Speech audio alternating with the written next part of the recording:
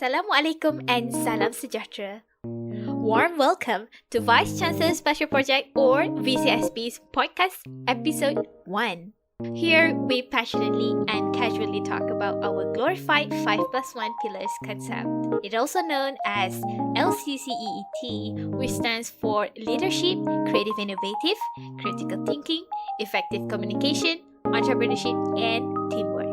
You can download this podcast on Spotify, SoundCloud, or YouTube.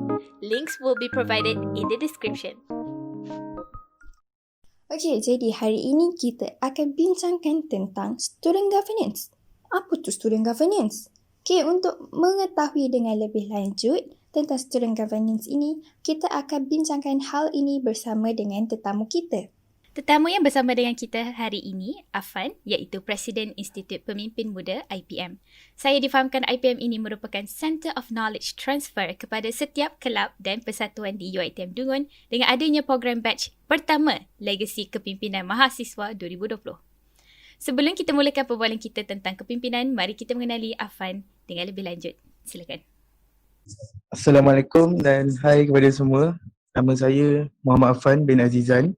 Dan sekarang saya merupakan Presiden ataupun nama jawatan rasminya adalah Pengurus Institut Pemimpin Muda sesi 2019-2020. Dan saya telah dilantik menjadi pengurus ni sejak dari bulan Disember 2019 dan akan habis perkhidmatan pada bulan Disember 2020, setahun tempoh perkhidmatan saya. Sikit sebanyak tentang saya. Boleh ke Afan ceritakan sedikit kepada pendengar kita, apa tu IPM?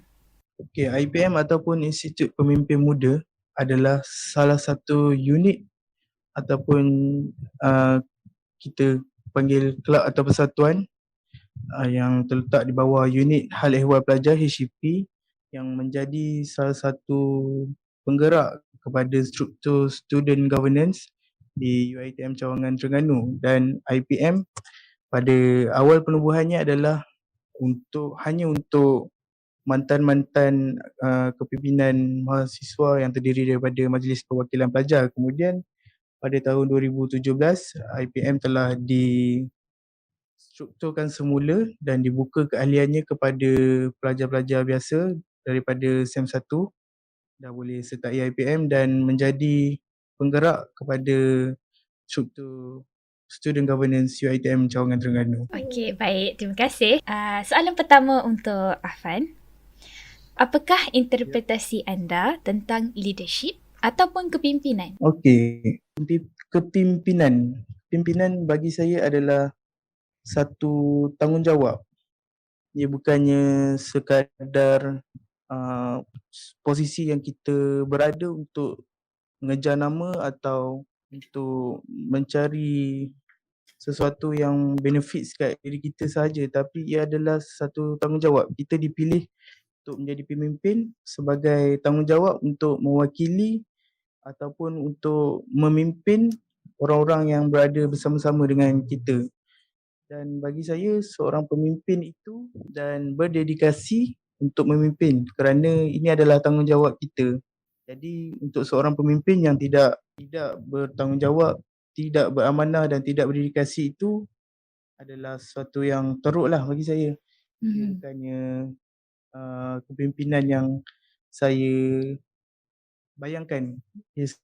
Sesuatu yang opposite dengan apa yang saya bayangkan. Untuk seorang pemimpin seharusnya sedar yang kepimpinan itu adalah tanggungjawab dan dia seharusnya menjalankan tanggungjawab itu dengan amanah dan berdedikasi. Okey, jadi macam Afan cakap tadi, kalau nak jadi pemimpin dia kena amanah dan dedikasi.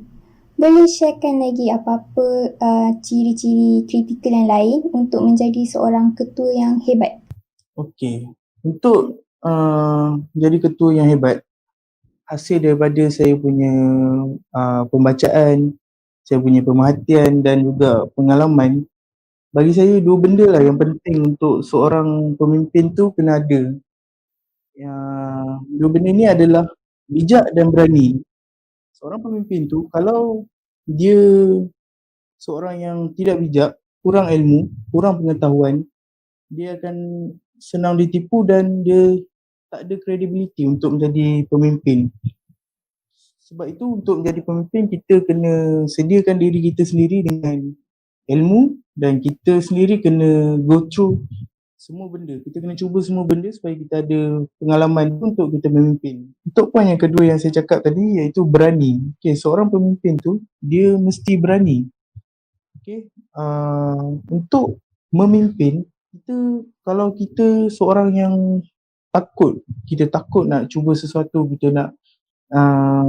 kita takut kita nak suarakan pendapat kita takut kita nak dibuli. Okay, jangan ingat pemimpin ni tak ada yang dibuli, ada pemimpin yang dibuli oleh orang-orang sekeliling dia, ada je. Kalau kita tak berani, kita akan senang kena buli. Jadi bagi saya kan, untuk poin yang kedua ni pun adalah satu ciri-ciri kritikal yang kena ada untuk seorang pemimpin tu, iaitu berani. Di samping bijak, kita kena berani. Dua tu sangat penting untuk seorang pemimpin tu, perlu ada dalam diri dia, bijak dan berani untuk memimpin. Jadi kalau macam korang kan selalu macam Afan cakap tadi, contohnya yang korang dibuli sebagai satu masalah korang lah. Tak semestinya ketua tak dibuli juga kan. Jadi macam mana kalau as a ketua korang hadapi cabaran-cabaran yang macam tu, yang macam dia menjatuhkan kita lah sebagai seorang pemimpin? Okey, sebenarnya untuk menghadapi cabaran-cabaran ni kita kena pakai dua benda yang saya cakap tadi tu, bijak dan berani. Okey, yang pertama dia kena bijak, dia kena ada strategi untuk kita menghadapi apa-apa jua cabaran, kita kena ada strategi ataupun plan. Okey, contoh macam saya personally, kalau saya hadapi apa-apa masalah, saya akan tulis dalam kertas, saya akan organize benda tu. Saya tak suka benda tu biar saja dalam kepala saya akan luahkan dalam kertas. Then saya dalam kertas yang sama tu, saya akan tulis macam mana saya nak overcome benda tu. Okay, itu antara strategi yang saya gunakan lah. Okay, bila saya dah start menulis, saya dah nampak, saya dah boleh go through dengan masalah tu. Saya dah nampak dengan dari satu view yang luas bila kita menulis tu. Okay, bila kita dah nampak solution dia, kita kena berani. Balik kepada poin yang kedua yang saya cakap, kita kena berani pula. Kita kena berani untuk buat benda tu. Okay, kalau kita ada idea, kita ada plan, kita ada strategi, tapi kalau kita tak berani untuk nak execute ataupun nak jalankan benda tu, tak guna, sebab benda tu hanya stay dekat dalam kertas tu je. So macam mana hebat sekalipun plan atau strategi kita tu, kalau kita tak berani untuk kita buat, tak ada guna lah kan. Cara yang terbaik, kita gunakan dua poin yang saya cakap tadi. Selepas kita gunakan kebijaksanaan kita dalam merangka strategi, kita gunakan pula keberanian kita untuk menjalankan strategi tu. Mengambil tindakan lah. Masalah tu kita boleh overcome. Okay. Boleh tak Afan share macam mana Afan macam keluar daripada macam mana Afan jadi berani untuk lakukan segala strategi-strategi yang Afan dah plan tu? Okay, untuk menjadi berani, asasnya adalah poin yang pertama, iaitu bijak. Okay, kalau kita sekadar berani tapi kita tak bijak, okay, kita tak ada ilmu, kita sebenarnya bahasa kasarnya bodoh lah sebenarnya. Kita berani tanpa siapkan diri kita dengan ilmu. Jadi untuk berani, make sure yang semua kita dah ada dekat dada kita, semua ilmu tu dah ada dekat dada kita, supaya kita berani dan kita yakin apa yang kita nak suarakan, apa yang kita nak buat tu, kita yakin benda tu betul. Jadi kalau tak berani, maksudnya dia kurang ilmu, dia tak yakin dengan ilmu yang dia ada. So kita siapkan diri kita dengan ilmu, kita bijakkan diri kita dulu, dan insyaAllah kita akan berani. Boleh tak saya nak share sedikit pendapat saya lah. Sebab saya ni bukanlah seorang yang quote-unquote berani. Saya ni sebenarnya seorang yang timid. Saya saya takut untuk beri pendapat saya. Tapi saya tak gelarkan diri saya sebagai seorang yang tin kosong lah. Maksudnya saya tak rasa saya ni tak ada ilmu. Jadi kadang-kadang bila macam ada meeting dalam grup ke ataupun meeting assignment or anything yang penting, dan saya ada pendapat dan saya ada fakta yang boleh backup dengan apa yang saya cadangkan dan apa yang saya cakap tu lah kan. Ataupun saya nak berdebat lah dengan idea dia, saya rasa idea dia tak betul ataupun tak sesuai dengan keadaan or whatever, tapi saya still takut untuk suarakan. Jadi saya tak pastilah bila Afan kata kita kalau macam tak berani tu kira macam kurang berilmu, sebab saya dah buat research, saya dah buat macam-macam, tapi saya still tak ada keberanian tu untuk cakap apa yang saya nak cakap tu, sebab saya tahu tak semua orang ada keberanian untuk keluarkan yang terbuku tu. Tapi sekarang saya cuba menghadapinya, sebab saya pun takut sebenarnya nak cakap apa yang saya nak cakap sekarang ni. Balik kepada perbezaan pendapat awak tadi. Okay.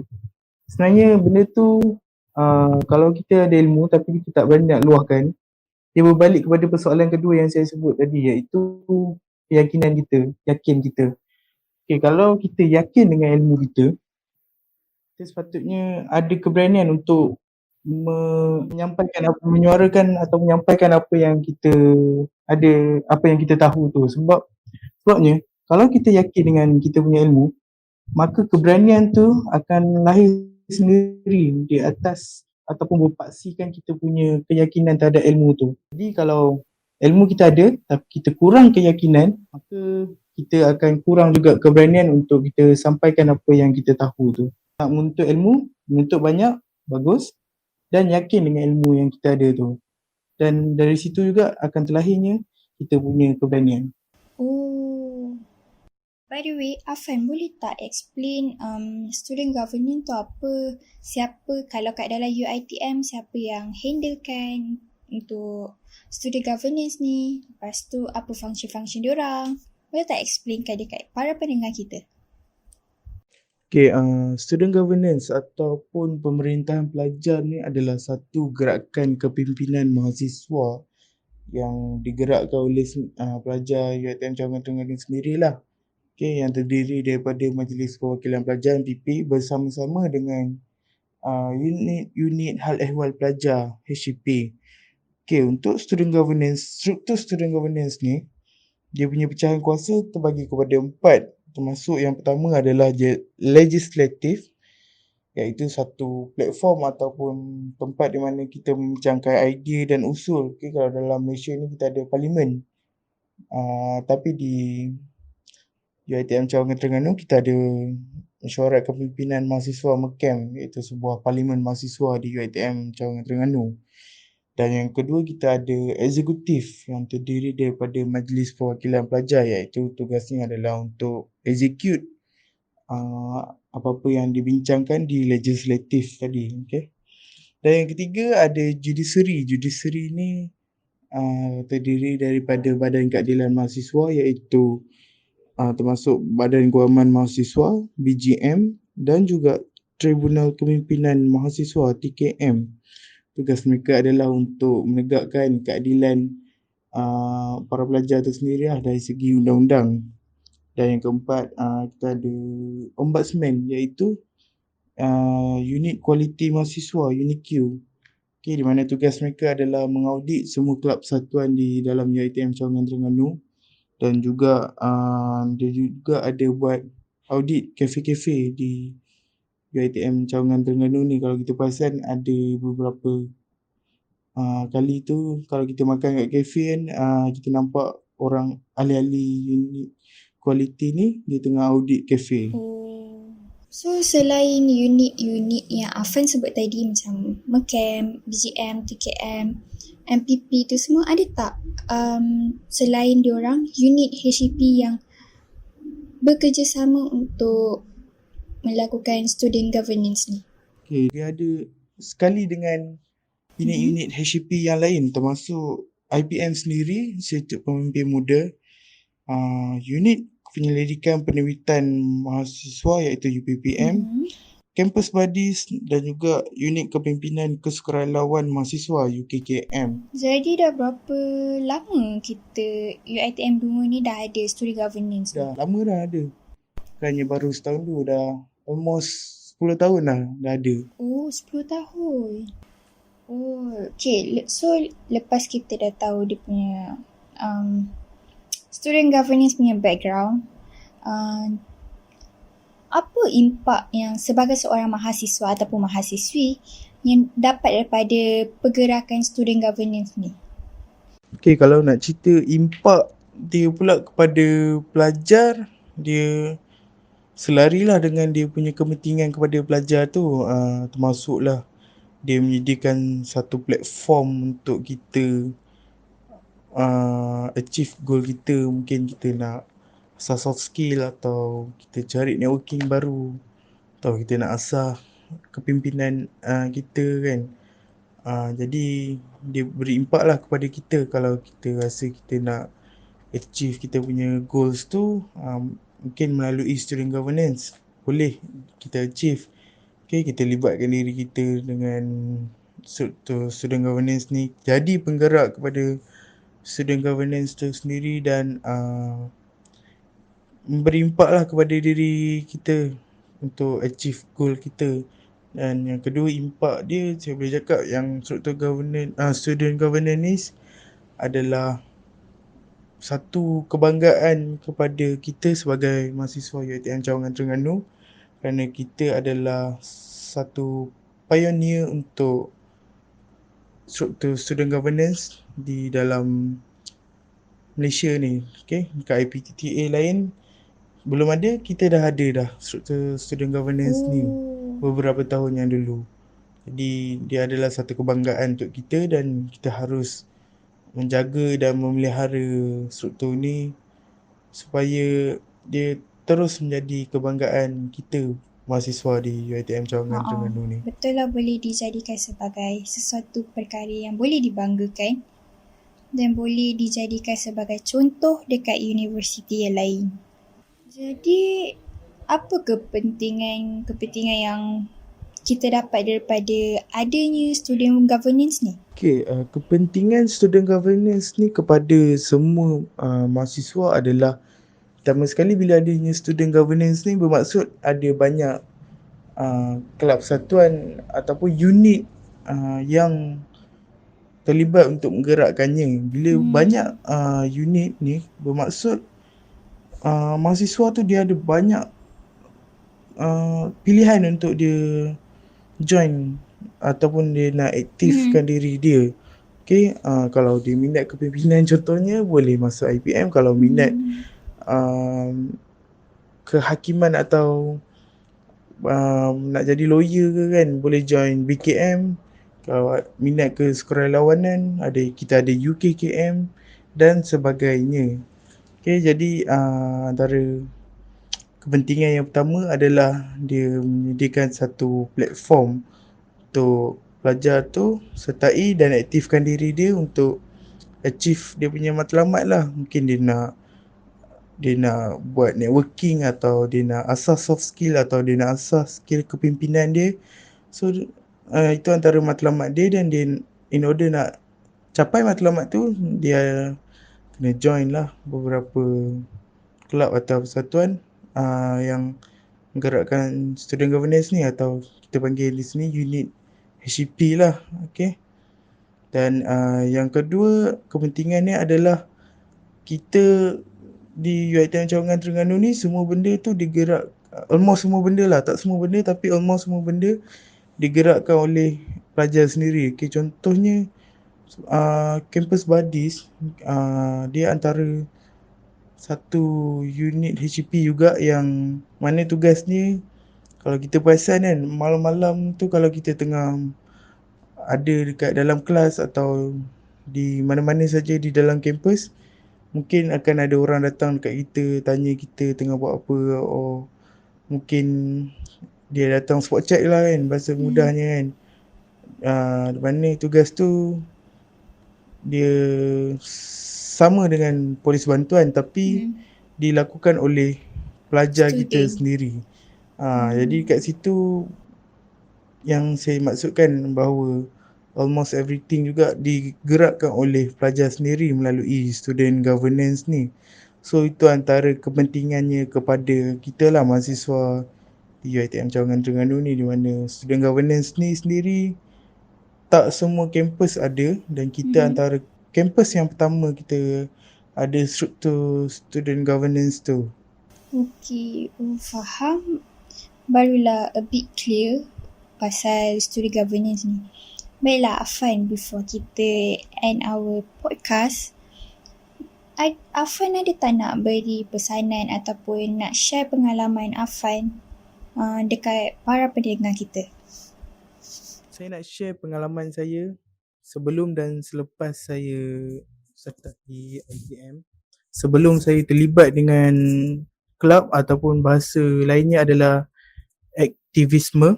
Sebelum saya terlibatkan dengan semua benda ni, saya memang masa SEM 1 dulu kurang ilmu, kurang soft skill saya kurang, dan sebenarnya keberanian saya pun tak ada masa saya SEM 1 tu.